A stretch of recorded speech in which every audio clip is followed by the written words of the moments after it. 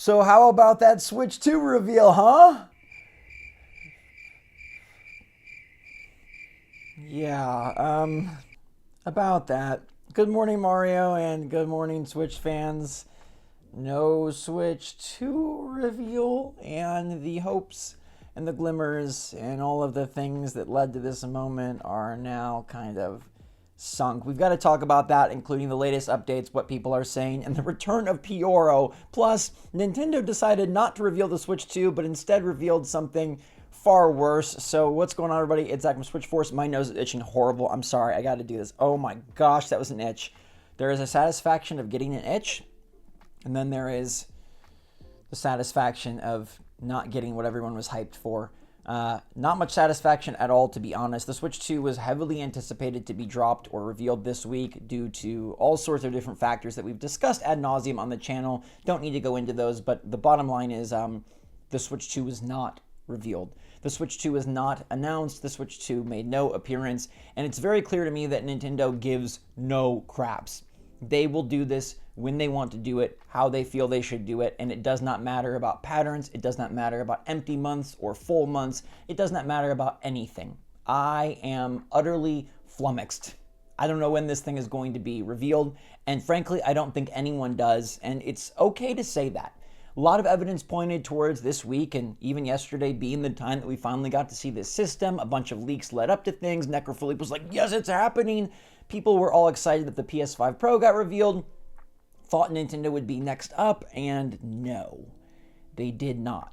Such is the life of a Nintendo fan, though, and I feel like I would rather be so excited for a system that I always try to figure out when it's going to be revealed and launch than be so uninterested in a system that I'm just like, it'll happen when it happens. To me, I would rather live life for the highs and the lows than right in the middle. You got to get excited for something to be let down, but I'd rather be excited than nothing at all. Nonetheless, Nintendo did do a bunch of crazy stuff yesterday, and Porro is back. Can we just pause and talk about that? Porro is freaking back. He has made his first 2 tweets after deleting his account, privating his account, and removing all of his messages and saying, like, basically, oh, I got. The bird got duck hunted out of the sky, but now the bird is back? Welcome to the story of how I eat chef-crafted, restaurant-quality meals all the time with just a poke, a pop, and a plate. Here's the poke part, creating some air vents in my delicious gourmet factor meal. Here's the pop part where I put it in the microwave. 2 minutes flat, and boom, you're eating like a king or queen. Just make sure that you don't accidentally microwave your kitty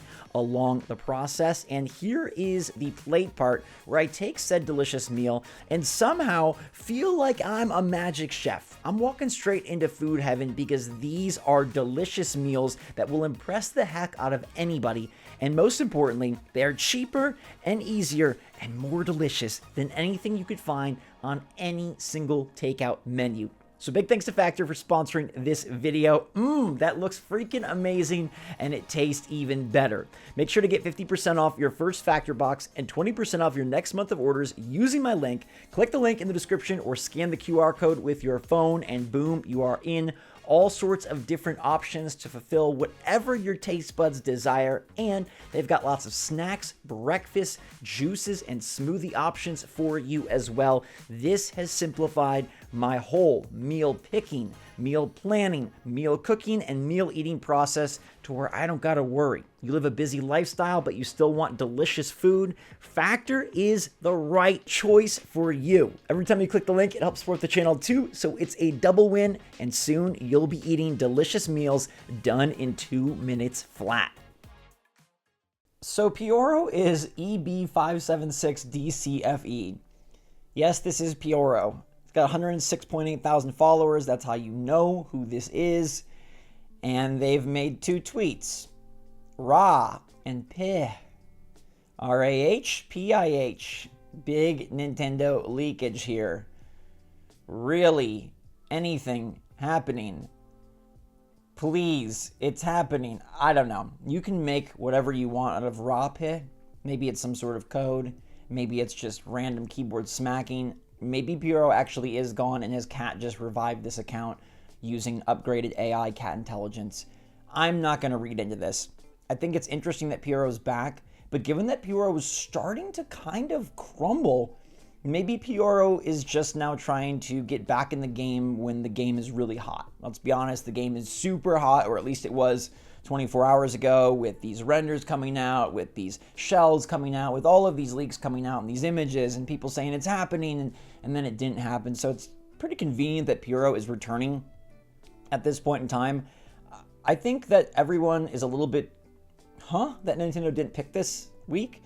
Some people are saying September dream is over. Some people are saying the 2024 dream is over. It would be cool if Porro had some great insight for us and some intel onto what's going on and could maybe point us in the right direction. But until there's actually something substantial, I'm not going to try to read into this. RAH, PIH, no idea what this is.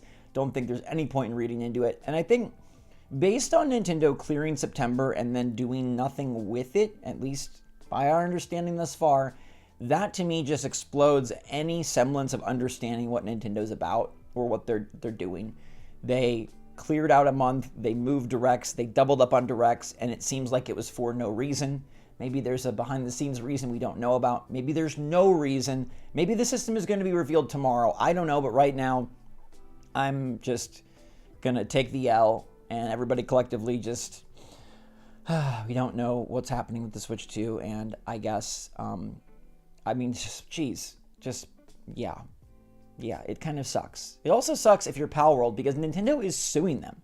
That is the announcement that they made last night on their official Twitter account, breaking the silence of, all the stuff we thought was leading to Switch 2. No, it just led to Pokemon Company and Nintendo suing Palworld. They're suing Pocket Pair, the developers of Palworld, the Pokemon adjacent survival game that really doesn't play anything like Pokemon, but surely has some designs that are very reminiscent of Pokemon.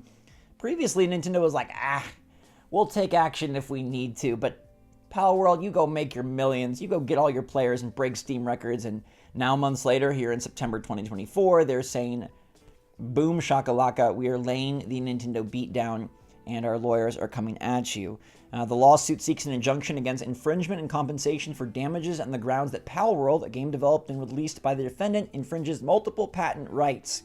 Now, this is very, very dicey to me, and this is a little bit worrisome. I'm going to be honest, I'm actually kind of feeling for Palworld here, which I didn't expect to, but when I considered everything, looked at this, and thought about it, video game patent lawsuits are very dangerous. Now, if this is all about the characters and just about the creatures, okay, I can understand that more.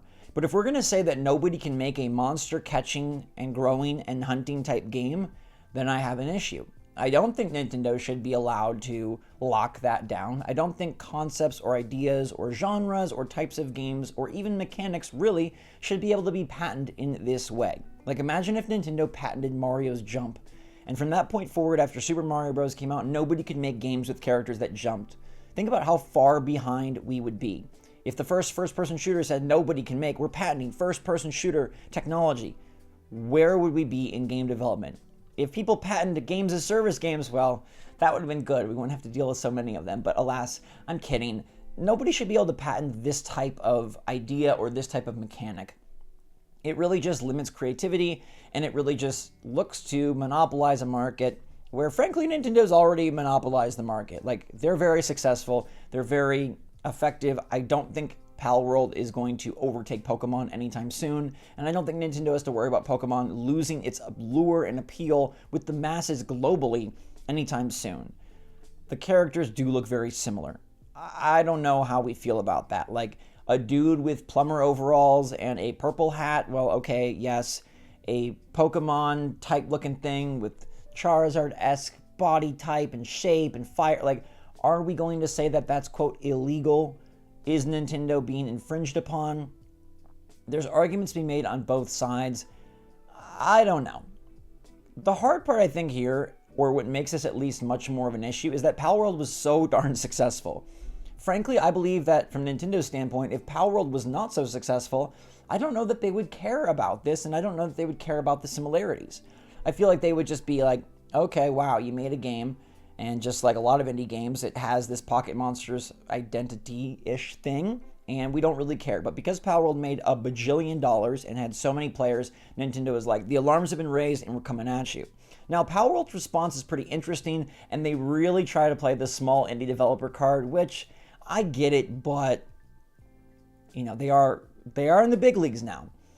At this moment, we are unaware of the specific patents we are accused of infringing upon, and we have not been notified of such details. Pocket Pair is a small indie game company based in Tokyo. Our goal as a company has always been to create fun games. We will continue to pursue this goal because we know that our games bring joy to millions of gamers around the world. Palworld was a surprise success this year, both for gamers and for us. We were blown away by the amazing response to the game and have been working hard to make it even better for our fans. We will continue improving Palworld and strive to create a game that our fans can be proud of. It is truly unfortunate we'll be forced to allocate significant time to matters unrelated to game development due to this lawsuit. However, we will do our utmost for our fans and to ensure that indie game developers are not hindered or discouraged from pursuing their creative ideas. We apologize to our fans and supporters for any worry or discomfort that this news has caused. As always, thank you for your continued support of Palworld and Pocket Pair. And look, some of it I think is a little bit like playing the sympathy violin, and some of it I get. We have to allocate resources, and we'll ensure that indie game developers are not hindered or discouraged from pursuing their creative ideas. That's a great point. The big publishers should not be able to say, hey, we are big, you can't make these games. At the same time, would it have been hard for Palworld to create a little bit more diverse of a character roster? I think that, non-legally, you can kind of think about this either way. You can kind of fall on Palworld's side and say, hey, it's just a creative expression. They're inspired by Pokemon, that's fine. You can fall on Nintendo's side and say, nope, they're copying Pokemon. But legally, I don't know what grounds they really have to stand on. I don't know what Nintendo is going to target here. Are they targeting specific characters and want those removed?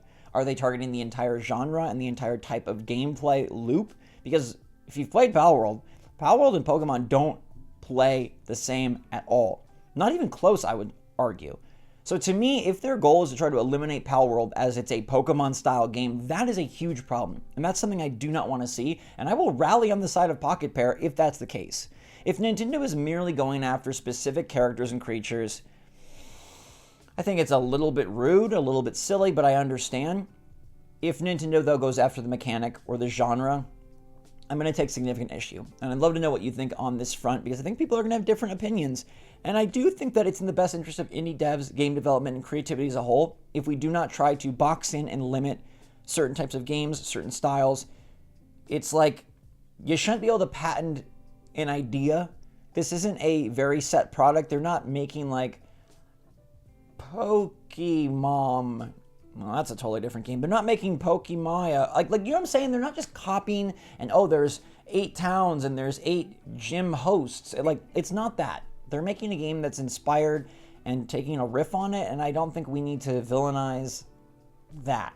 Games should be allowed to be creative in their own way and express their ideas and, try to use, obviously, unique code and unique concepts, but if they're inspired by or copying certain things, as long as they're not straight up ripping the code, straight up ripping the characters, straight up ripping the plot, ripping the whatever, I'm all for inspiration, right? What do they say? Copying is the best form of flattery or something like that. That's kind of how I feel, and I don't think Nintendo should be ones to completely shut this down. Anyways, let's shut this video down for now. No Switch 2, Nintendo on the lawsuit hunt, and no clue when we hear anything new from Nintendo on this or on Switch 2. Zelda's coming out next week. I don't expect there to be much discussed except Zelda in the lead up to that. I'm very excited for that game, so right now I'm just going to try to enjoy that, have a great time covering Zelda Echoes of Wisdom next week. Hope it's one of the best games of the year, and I think it will be, and we'll figure out this Switch 2 stuff later or as more develops. Porro is back. Should we even care? I don't know. Let me know your take in the comments down below, everybody, and until next time, thanks so much for watching. Stay safe, stay healthy, stay happy, stay positive out there. Love you lots. SwitchForce out.